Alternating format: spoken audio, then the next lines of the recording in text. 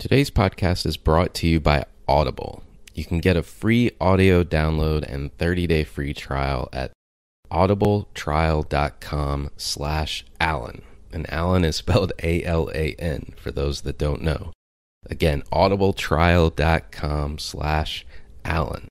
There's over 180,000 titles to choose from on your iPhone, Android, Kindle, or MP3 player. If I were to recommend a couple books that are on my shelf in my library today, I would recommend The Culture Code by Daniel Coyle or Principles, Life and Work. And in the Audible version of those, you're going to get your money's worth. I believe Principles is something like 16 hours of audio. And Ray Dalio himself actually narrates most of the book. So again, go to audibletrial.com/Alan to get your free audiobook download and 30-day free trial. For all of us, it's about predicting where the consumer is going and getting half of it right. One of the things we want to do is create ads that don't suck. Embracing change creates great possibility. I'm Alan Hart, and this is Marketing Today. Today on the show, I've got Soyoung Kang. She's the Chief Marketing Officer at EOS Products. She earned her bachelor's degree from MIT in architecture, and we talk about that start in thinking about becoming an architect and how it led to her becoming a consultant eventually at Boston Consulting Group, and made her way to her most recent position, which was VP of Brand Development at Bath & Body Works, where she was leading product innovation in a number of different areas, to her current role as CMO at EOS. Since joining EOS about 16 months ago, she's launched a reboot of the core brand, including the creative identity, the strategic vision, product pipeline, messaging strategy, and content. She's also recently debuted a new campaign, Make It Awesome, as well as EOS flavorlab, which is a collaboration and co-creation program in their micro batch program that also involves influencers. So a lot to talk about. I was highly impressed, frankly, by Soyoung Kang, and I imagine you're going to learn a lot in this episode. So I hope you enjoy this episode with Soyoung Kang. Soyoung, welcome to the show. Thank you so much. Thank you for having me on. So I want to start with a non-marketing question and ask, what drew you to architecture? I have always been somebody from the time I was a young child who loved both art and math. So those are my two favorite subjects growing up. And I've always considered myself someone who loves thinking with both the left brain and the right brain. And so when I was actually pursuing or looking into colleges, I looked specifically at programs that had strong architecture programs and strong math programs, oddly, because I felt like I could kind of go in either direction. And so when I got into MIT, they actually have one of the top architecture undergrad programs in the country. So I was thrilled, obviously, and I made the decision to pursue architecture as part of my education. I actually worked in architecture firms all through college as well, during my summers, as well as internships during the school year. And while I absolutely loved studying the field, I knew pretty quickly that the profession wasn't going to be right for me. But I continue to have a love for architecture and design in general. It's a personal passion of mine, and it sort of fuels how I like to think about what I bring to my day-to-day, even in my workplace, which is that left brain and right brain thinking and a love for innovation. Architecture, I don't know, maybe it was where I grew up. It wasn't a natural subject that I would have said, yeah, I could go study that. Was there something early on that sparked you to that? Like, I don't know, touring buildings, or was it a parent that introduced you to architecture? I'm just curious. I think I was just being a practical child and thinking that I probably couldn't make a career out of being an artist. So if I couldn't be an artist, that perhaps I could do something that sounded more legitimately professional. And that architecture sounded like something that was, a respectable career that would still be able to tap into my creative side. Little did I know that marketing was calling my name down the road, which I think essentially it does the same thing for me. It allows me to tap into both sides of my brain. But I don't think there was anything more sophisticated than that in the thought process, other than I love being an artist, but architecture sounds like it's a real job. Right. Well, I think there's a lot of recovering marketers that say I'm in marketing because it legitimizes, it helps me make money.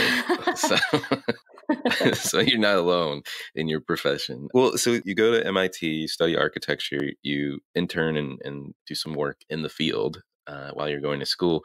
you came out and you started as a consultant, right? Actually, I had a little bit of a detour because, as I mentioned to you, I loved studying architecture. And I was actually fortunate enough to be the recipient of a Fulbright Fellowship after my undergrad.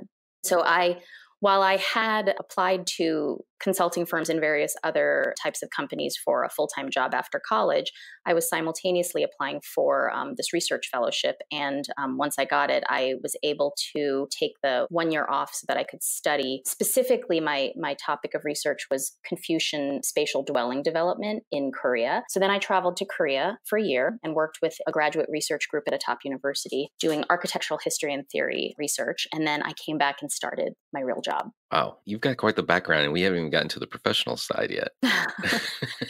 All right, I don't want to go into the dwellings in Korea, but how did you make that? See, the fellowship's coming to an end, I'm assuming, and you're thinking about what's next. What was that process like? How did you end up in consulting? I had actually been recruited while I was at MIT by a few different consulting firms. Oftentimes, these consulting firms are looking for people who are graduating college, and they may not necessarily have the business experience or expertise, but they have a way of thinking that consulting firms see as being a strategic potential and a way of breaking down problem solving.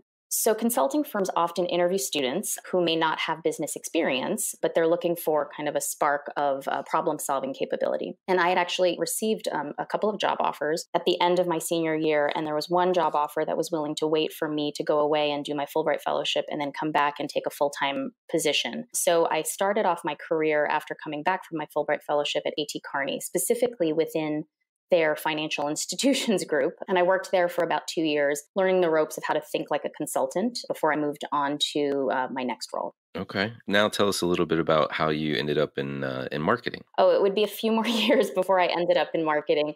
I'll say that I think that I often like to say that the first half of my career was as a strategist. Really, whether it was in-house or as a consultant, I spent the first decade plus really honing my skills in the world of strategy. And at the end of that time frame, I was fortunate enough to work with a consulting firm called the Boston Consulting Group. I was based here in New York, and they had a very strong consumer goods and retail practice. And I really loved the work that I did while I was there, where I was able to work with both retail and beauty companies, and then ultimately made the leap over onto the client side, first as an in-house strategist, and then ultimately as my first operating role in beauty at Victoria's Secret. Gotcha. And then my understanding, was that part of the L Brands group? It was, yeah. So actually, funny enough, one of my clients was Bath and Body Works while I was at BCG. And then after I moved over, I first started off in a centralized strategy group that was meant to be sort of an in-house sort of white space opportunities group that worked with all of the various brands. At the time, L Brands owned Bath and Body Works, Victoria's Secret, and a couple of apparel brands like Express and Limited. And I spent about a year in that program. The idea was to bring in folks who had non-retail, non-marketing type backgrounds from places like consulting firms or finance, and then have them learn the ropes within the company, and then ultimately place them within the brands in order to just create a new type of talent flow into the brands. So the first place that I worked after I worked for this centralized sort of in-house strategic group was working with Victoria's Secret. And that was my first time working in marketing. I was managing a specific subset of the beauty business in what in retail is called the merchant role, which at L Brands is sort of a hybrid between a commercial role and a marketing role. And then you ended up going, I guess, back to your original client at Bath and Body Works and rising through the ranks, if you will, up to head of the brand. It looks like on paper, head of the brand at Bath and Body Works. So I actually left I moved over from Victoria's Secret to Bath and Body Works after a couple of years, and I had a really amazing career journey. I worked on a subset of the brands, then ultimately took on a larger scope and responsibility. And by the time I had reached about a decade at Bath and Body Works, I was managing the personal care side of the business on behalf of the brand. So the personal care side of the business is sort of what I would call roughly half of what the business priority is. So there's the personal care side of the business, and then there's the home and home fragrance side of the business. And so, learning at really amazing brand like Bath and Body Works that's so beloved by consumers, but also just run run like an incredibly strategic business was something that I think it was a highlight of my career. And it really kind of continued to forge who I am. If I consider the first 10 years of my career as being learning how to be a strategic thinker, the next 10 years of my career in particular at Bath & Body Works were really understanding how to create brand stories and to understand how to deliver incredible innovation to consumers, both in the storytelling as well as in the product. Bath & Body Works also happens to be, as a business, truly a best-in-class example of an organization when it comes to speed to market and agility, and which I find really incredible considering the scale of the business. But that's another thing that I think I really appreciate having taken away from my Bath & Body Works years is this approach to thinking about speed and change and really embracing it and using it as a competitive advantage. So, Young, tell us about the current role that you're in and the switch you made going from Bath & Body Works to EOS and becoming CMO. I think about a year ago, if I'm right. Yeah, it's a little over a year ago. I can't believe, in some ways it feels like it's been longer than that. In some ways it feels like it's been a lot shorter than that. But after I left Bath & Body Works, I really wanted to take on something that felt very different in scale. And while I was at Bath & Body Works, we were so focused on, in my particular role, so focused on product innovation and product storytelling because of just the focus within the business there, that I was really interested in being in a different type of a business model. And being in a wholesale brand, you're always thinking about how you take your storytelling to the consumer in order to support the business that is being sold through a third party. And so for me, the idea of working in a smaller organization that is more entrepreneurial, as well as taking on a role that would test new areas of marketing for me was really just incredibly thrilling. And then on top of that, I just happen to have tremendous love and respect for what the EOS brand has done. I mean, this is a brand that entered into the marketplace exactly 10 years ago, actually. This year we celebrated our 10-year birthday. And really fundamentally changed what was a not particularly interesting category of lip balm. So the category was one that was incredibly sort of utilitarian. It was probably the purchase cycle was probably driven much more by replenishment in the past before EOS joined. And EOS became a brand that really created desirability within the category and grew the size of the category by changing the behavior of consumers and how they engage with the product category. So instead of buying a new lip balm when you run out of your old lip balm or when you happen to lose your old lip balm, EOS created a type of consumer behavior that was about collectability, about trying what's next, about seeking newness and seeking variety. And therefore, that was very good for growing the entire size of the pie. So this was a brand that I had really admired from afar for quite some time. And so I thought it was a really incredible opportunity for me personally to become the first ever chief marketing officer at the brand. What was the first thing you tried to tackle? I know you've accomplished a lot in a short amount of time, but where did you start first? Well, first makes it sound like there was an actual sequence of events that occurred. I think, so I joined the team exactly 16 months ago. And in that time frame, we have, out of just urgency and necessity within the business, we have rebooted the entire brand identity, the look, the feel, all of the packaging. We've grown the product portfolio by over 2x. We've restaged the sort of content and communication strategy and the pillars of what is the story that we're trying to tell. We've brought on all new outside partners and agencies. And the most important thing was I had to build a team in order to help me do all of this, because none of this just was a one-woman show. Most of the team that's in place now within marketing here is their average tenure is somewhere between 6 to 8 months. And so we really built out what I consider an incredible, best-in-class, nimble but lean team here in order to accomplish quite a lot in the last 16 months. But the first order of business before we did all of that was really to assess what was going on. And that work needed to happen within the first 4 weeks of my hitting the ground. And so within that 4 weeks, I had an opportunity to look at the history and understand that the brand was coming from a truly incredible place. As I mentioned, it was a brand that I had admired and for very good reason in terms of being incredibly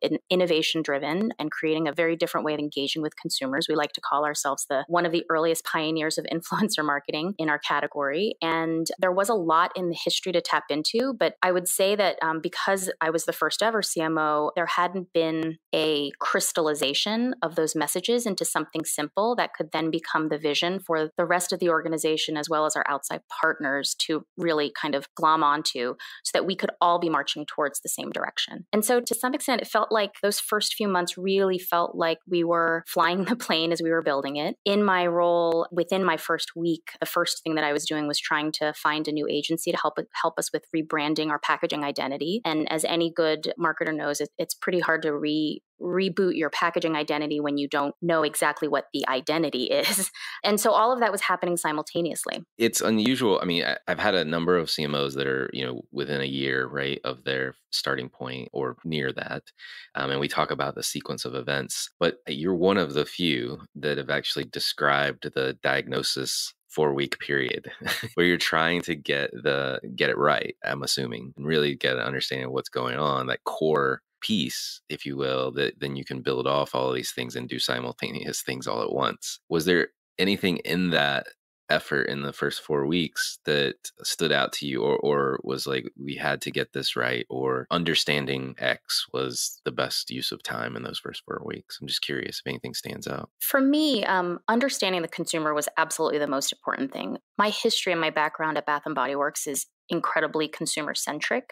And so that's how I've been trained as a marketer. One of the practices that I did for 10 years, even at in my most senior role at Bath & Body Works, was to be out in stores, either talking to consumers on a weekly, bi-weekly basis, or actually working in the stores. And that's a discipline that really makes the consumer experience with what you're putting out into the world as a marketer very, very real. It's something that it's very different to understand what the strategy or the theory or the concept is behind what you're creating. It's very different to see the visceral reaction from a consumer to the things that you're putting out there in the marketplace. And so for me at EOS, it was a challenge because I was coming from specialty retail where we owned our own distribution channel, and I was coming into a wholesale brand where unfortunately I didn't have the luxury of owning that. And all of the data that we had was research data that was coming through a third-party resource. And so being out in the stores, observing what consumers were how they were engaging with our product, spending a lot of time online,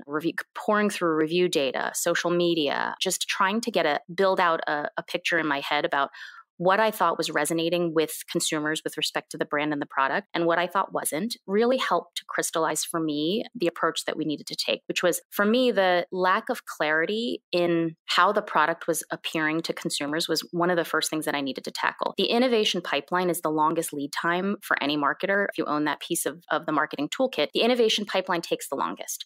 In our case, because we're a smaller organization, that timeline is fortunately probably much shorter than much larger organizations, where you might be looking at something like 18 to 24 months between kicking off an innovation project and being out in market. For us, that entire process, since I've been here, has taken 12 months, and in some cases even shorter than that, because we're able to move more nimbly as a smaller organization. But that still is the longest lead time that I had to tackle in order to be able to flip over into the EOS of the future. And so one of the first things that I did within those 4 weeks was, in addition to absorbing all of the consumer data and really trying to build out a picture of what it was that was working and resonating and what wasn't resonating with consumers, then I could create a product vision that would allow us to be able to show up in market in front of the consumer the way that we needed to. That was a pretty radical departure than where we were before. I don't know if that was very clear. I feel like the answer was a bit meandering, but I think the point was that,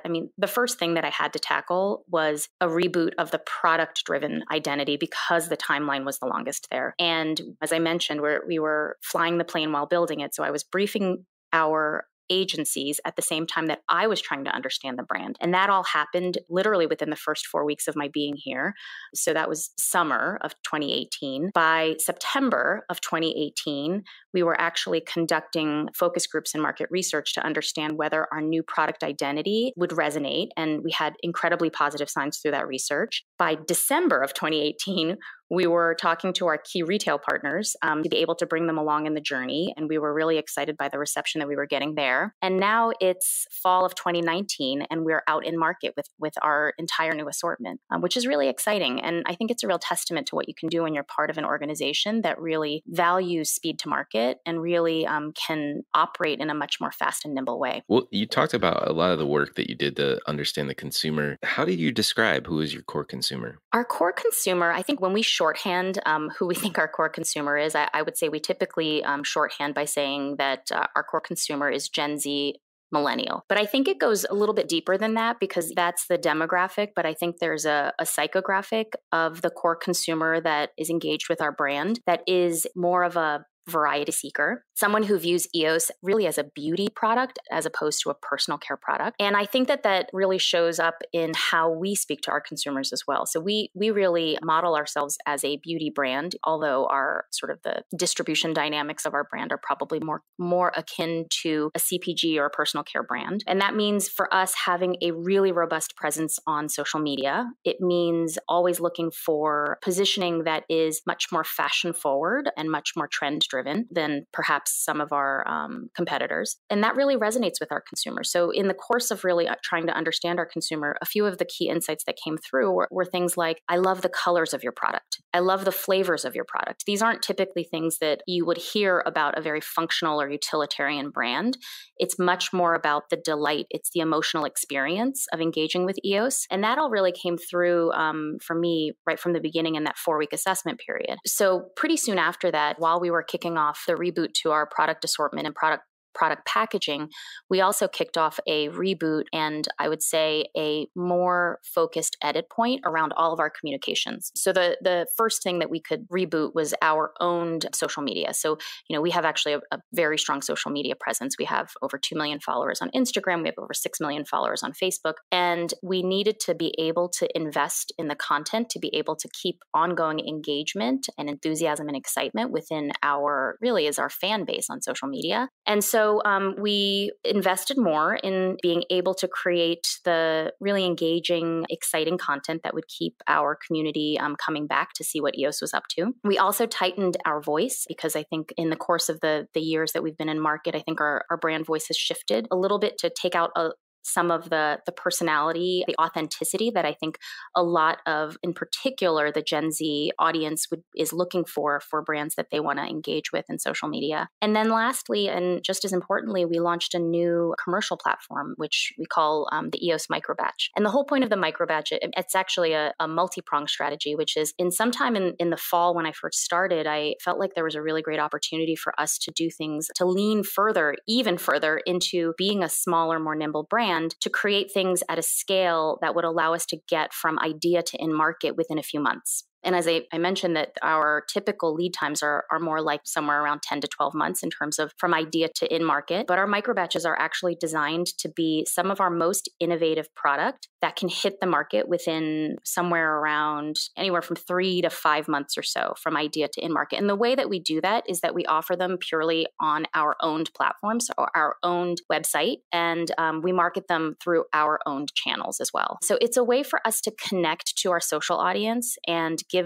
reward them for being a part of our community by getting all of the inside scoop on the newest, most innovative product that we're launching. We do it in a fast and nimble way, which enables us to test innovation in a way that we wouldn't be able to do if we had to scale it up to be produced at the millions of unit level. Instead, we create literally a micro batch. It's a smaller quantity. Once it's sold out, it's done. And we learn. So we learn from that what's working and what's not working. What are the innovations that perhaps we'd want to figure out how to be able to scale them up and offer them nationally. But in that respect, it really became sort of a win-win for us, both in terms of building out the business commercially, as well as building out the brand and the stickiness and the engagement of the brand in particular within our social media platforms. Well, I love the example of micro batch both from what it is and to the marketplace, but also the strategic nature of it. And I would imagine it also helps to keep energy behind the brand because there's always something in the works, something coming, limited time type products, I guess, for lack of a better word. Absolutely. I mean, we were really taking inspiration from the fashion world, and fashion drops that are limited in nature and that sell out quickly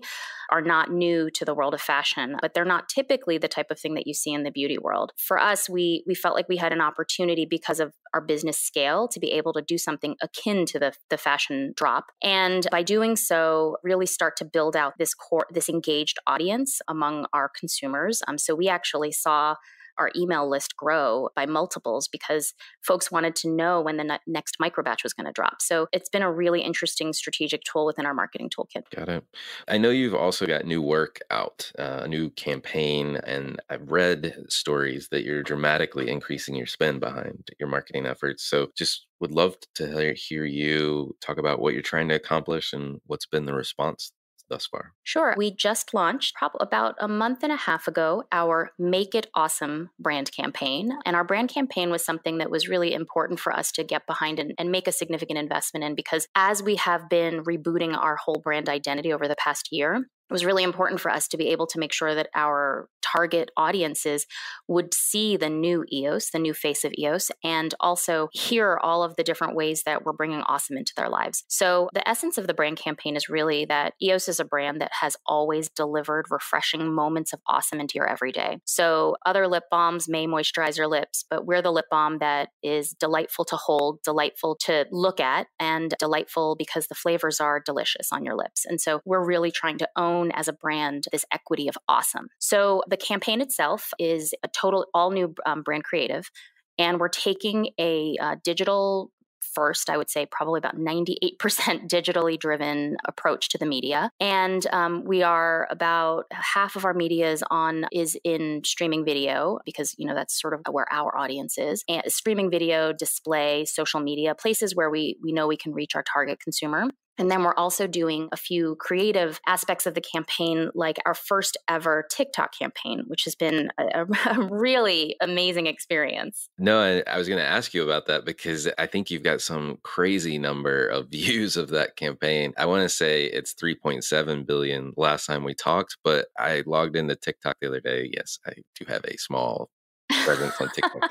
Very small presence. And it looked like it was up to 4 billion if I was reading the numbers right. It is. I honestly wish I could tell you how I can wrap my head around those numbers, but I can't. I've met with my team to kind of dig into hindsighting and really trying to analyze and understand both qualitatively and quantitatively what we think is the effectiveness of our TikTok campaign. And I just can't wrap my head around a 4 billion view number, but there you have it. I'm sure there's something within the numbers that is more meaningful than, yes, over half the Earth's population has viewed our ad campaign. I'm pretty sure there's something else going on there. But what I do have to say is that whatever the numbers are, they are big. They are big, and we're really excited about the potential of being on such an emerging platform, in particular because we are a Gen Z relevant brand. And so our TikTok campaign, we ran it in September. It was our first ever TikTok campaign, but I highly doubt it'll be our last, because we're getting really great we got a lot of really great impressions to be able to get out there with our brand story. We've gotten really great engagement as well. And then independently, we've been tracking through brand research and seeing that the recall is quite high as well for us on TikTok. And so it's a really interesting platform. It's going through a lot of change. The first time that we talked with them, I think we talked with them in the winter of 18. So it's 18. Yeah, it's been close to a year that we've been talking with them and engaging them. And their offering has really changed during that time frame. And I would say, I think as an advertiser, you're really letting go of a lot of your brand storytelling on the platform. You are putting out there your brand for the user, for the community to really create their own stories, because it's they're creating their own content, and it's highly UGC driven. And so the TikTok team has added in a few branded elements, which, kind of helps to balance out the nature of the platform being so UGC driven, to be able to have branded ad units as well as part of the campaign strategy. So we had a kind of a multiple element campaign that we ran in September so that we can learn, what's working, what's not working. And one of the things that was really important to us was to partner with the right folks on the platform, because, as you probably know, TikTok has a number of influencers who are really, sort of rock stars within that domain and have audiences in the millions. And so we partnered with a handful of influencers on the campaign in order to show how to bring our #MakeItAwesome campaign to life. So the challenge was #MakeItAwesome. It was, how does EOS make your everyday more awesome? And what was really great was that we worked with the influencers to curate a variety of different kinds of content, because one of the insights that we as an internal team had early on was that the more the challenge itself and the content can evolve and take on a life of its own, the more likely it was to go viral. And so by having a challenge that was wide enough for the TikTok community to be able to kind of put their own spin on it, we were sort of encouraging the #challenge to live longer and to go further. So the influencers that we worked with helped to kind of provide a type of tutorial on different ways to create awesome content.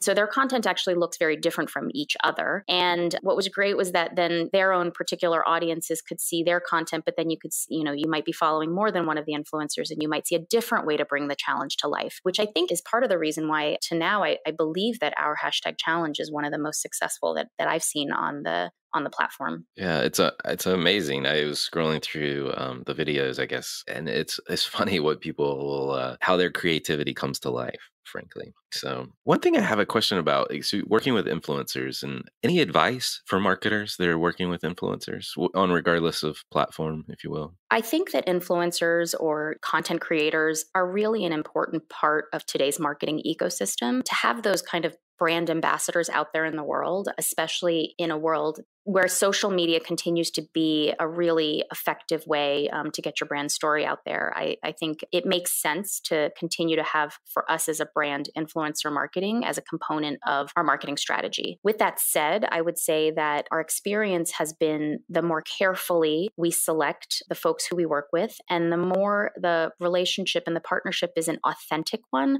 where we're working with people who truly love the EOS brand, the more the results that we're seeing are actually effective. So another initiative that we put into place, which I also think demonstrates the speed to market and agility of the EOS marketing team, is an initiative that we launched last year called the EOS Flavor Lab. And so a couple months in, I'm realizing, wow, we have such a great social media presence. Wow, we work with some really amazing influencer marketing partners. And I've always felt that we could do more to really own the equity of flavor. Our consumers are already loving all of our flavors, but how can we really establish ourselves as the experts in flavor? And so we kind of looked around at each other and we said, well, what if we created something that was like Pantone's color of the year, but instead it's EOS's flavors of the year? And we felt like it made a lot of sense for us to bring, for the first time ever, some of our content creation partners into, sort of behind the scenes. We had never done that before. We've never brought them in to be co-developers with us. And so very, very rapidly, in fact, I think it was 2 months after I joined, we staged a 3-day event and flew in 19 influencers from all over the world to come sit with us and help us craft the flavors of tomorrow. So we brought them into the mix and they literally mixed up flavors with us. They had little miniature dishes and they had probably about 32 different materials that they could work with. And they helped us create what we launched just this year, this past May, exclusively at Target. We launched hashtag EOS Flavor Lab. And these are our most innovative, most out there flavors that we've ever launched before. And they came along the journey with us, our influencer partners, from the creation event where they sort of created some content and shared it with their audience. They also teased when we did a mid-year sort of editing out of the flavor. So we had created a bunch of samples and we were asking for their feedback in order to cull down from the 100+ submissions that we had created together, in order to cull those down further into the handful that we were going to actually launch with. So we asked for their feedback and they gave us their feedback. They did a blind kind of survey, and then they also created content that they shared with their communities then as well. And then of course, when we launched in May, then they did a big ta-da and an unveil and shared that with their communities at that point. So what we saw was that the engagement continued to get higher and higher. So their fans were along for the journey with them. And when we looked back at what the typical industry benchmarks are, within our category for engagement on influencer content, as well as even for our own history and our own historical benchmarks, we were beating them by easily 2 to 3x. And that was because it was an authentic partnership. The partnership itself was longstanding. It wasn't just sort of like a one and done. And these were people who were invested, the influencers, were invested in the journey, and therefore their fans became invested in the journey along with them. So it's my long-winded way of saying that I think when you do it right, when you do it with integrity and authenticity, influencer marketing can be an incredibly powerful tool. Yeah, no, and I think you've described a case study in how to do it the right way. So thank you for doing that. Thank you for sharing. Well, I've got a couple more questions. One last question, and then we'll kind of switch gears a little bit. You have done so much, and the organization has done so much in the last 16 months. What was the toughest part? I mean, it doesn't have to be a specific initiative or campaign. I'm just curious, what was the toughest part? I mean, that's a lot of change to be driving. It was a lot of change. And I think that the toughest part of it was truly the flying the plane while we were building it. And I don't mean that just in terms of the strategy or the content or the tactics, but I even mean that in terms of the building out the organization, because we wanted to be able to, we couldn't get there fast enough, right? So we wanted to be able to reboot the brand and launch into the next phase of growth for EOS, which, I truly believe that we are embarking on an incredibly exciting time as a brand, but we wanted to get there really fast. And so we were kicking off a lot of initiatives without having all of the people in place, without having all of the information or the data in place, and also without even having all of the high-level strategic framework in place. And so we were starting to do before we could figure out what we were trying to do.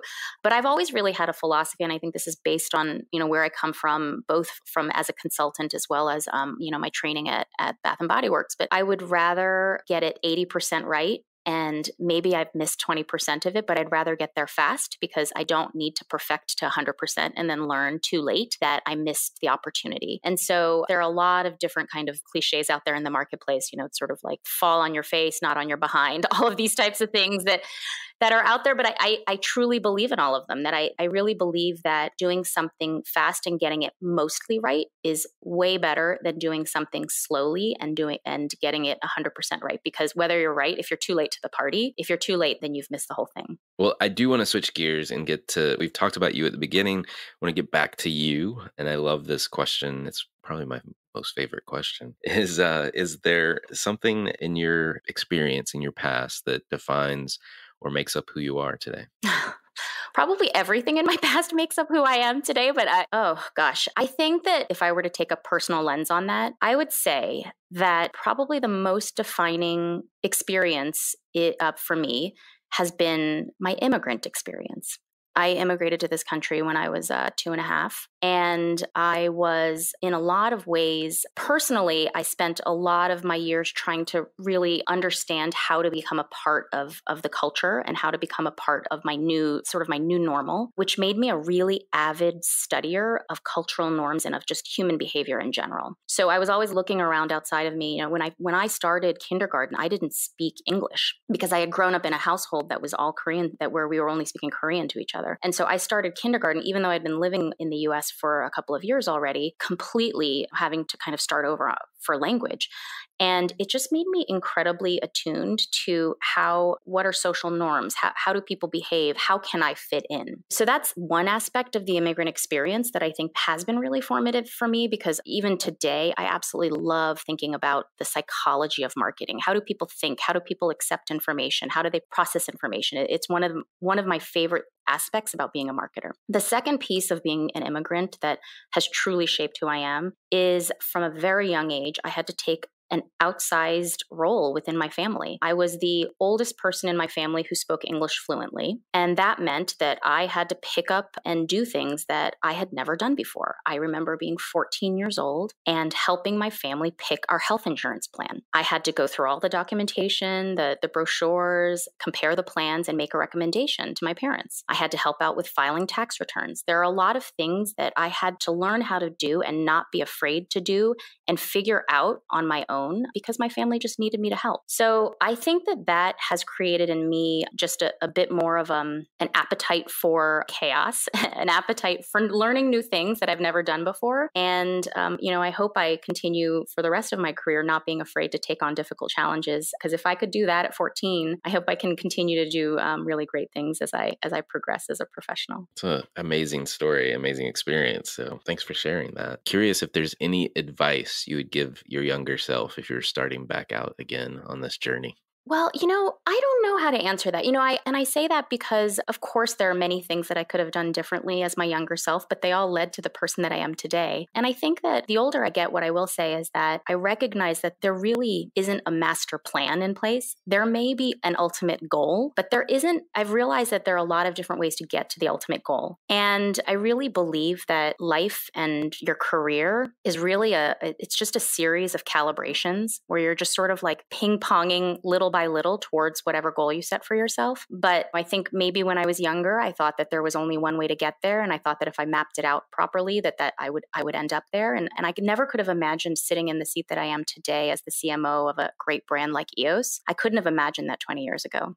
That's good advice in and of itself. I wonder, I mean, you're a marketer, you're an avid observer of what's going on. You've described that in many different settings. Are there brands or companies or causes that you follow that you think people should take notice of, or you just find purely interesting yourself? Well, I happen to love the beauty industry. And I love it not just because I've been eating, sleeping, breathing it for the last, 15 years or so, but really because it continues to be a very dynamic place to be. There's still a lot of growth happening. There are a lot of dynamics in place that are incredibly exciting. There's a lot of entrepreneurial activity, so much creativity in both product marketing as well as the content marketing. And I feel like as I look towards what's happening in society at large, in terms of trends that you're seeing in sustainability, in terms of diversity and inclusion, in terms of thinking about wellness and well-being, these are all things that have impacted activity within beauty and have created the rise of so many interesting niche brands and businesses, I think faster than I would say I've seen in a lot of other categories. And so it's an interesting category to keep an eye on, the beauty overall, even if you don't work within beauty, because it seems like a lot of what's happening in trends at large are really hitting beauty at the forefront. I like it. So 2 more questions and then we'll wrap up. But I'm going to try out a new question. I usually ask a different one. And with you, I think there's a different question I should be asking people, which is, as a marketer, maybe as a CMO, but more importantly, as a marketer, how do you think about what is the single or the one of the most attractive opportunities? Or you could go a different direction and pitfalls or threats that we as a function and as people in the function are going to face. I'm going to say this, and this is both for me as an individual and within my individual and specific circumstance in my current role, as well as more broadly. But I feel like the biggest thing for all of us to embrace is change. I feel like that sounds incredibly cliche, but I really believe it.